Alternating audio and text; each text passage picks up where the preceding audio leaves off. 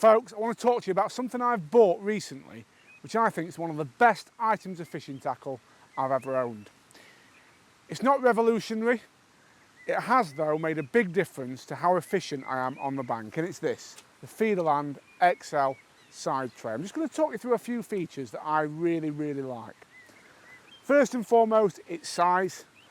It's the biggest side tray I've ever seen out there, and it allows me to get everything I want on the bank side right next to me where I can get to it. And that's so important on commercials and rivers these days, because obviously we're covering a lot of different methods often, and to compete at the top level you've got to be prepared, and that means having everything you need to hand. So it's a nice big surface area.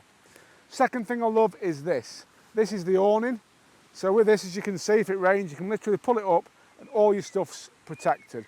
One slight little niggle that does annoy me with this is, as you can see, it doesn't always flatten off quite as it should, in that sometimes this back end does just drop down. Little niggle, to be honest, it doesn't affect the performance of the awning. This is secured just by two little wheels at the side here. They do occasionally work loose, but you can also take it off dead easily if you want to.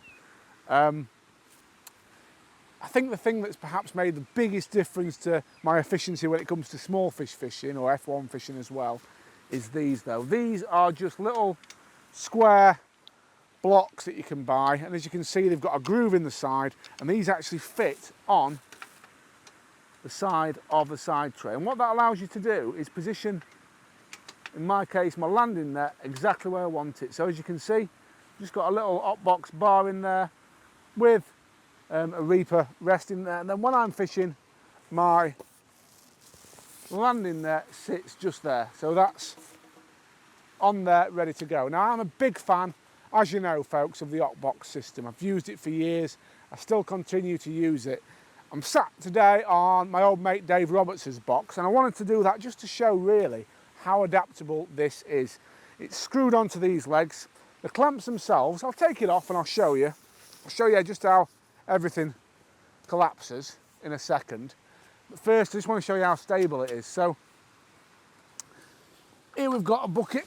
You can see that's full of water, and I can put that on the side tray, absolutely no problem at all. And you can see that's not going anywhere, and that is, well, put it this way, I can lift it with one arm just, but it's heavy enough. So that shows you how sturdy and stable it is, and that's without any support legs. Let me just take it all to bits and just show you how it all works. Obviously these blocks I've already demonstrated.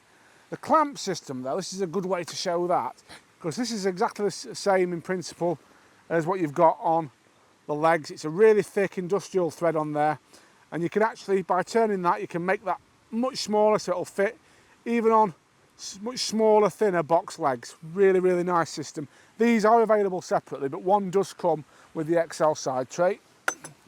So I'll take the canopy off next. Again, it's just little screws at the bottom. There's a little plate on there. I'm just going to flick that plate round. Same the other side. And that will then just lift off if I can manoeuvre it. There we are, that's that side off. One.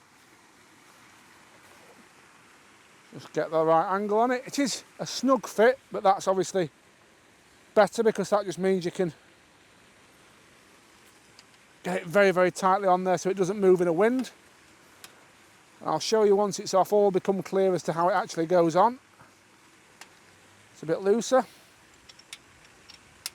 Nearly there, there we go.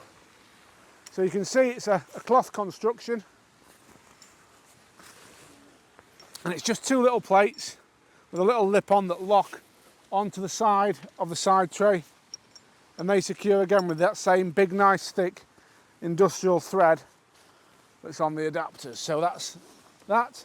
And then we're down just to the side tray itself. Now, another feature that I love is how these screws, if you want to call them that, actually work. You can see they've got big sliding, should I say, nuts on them.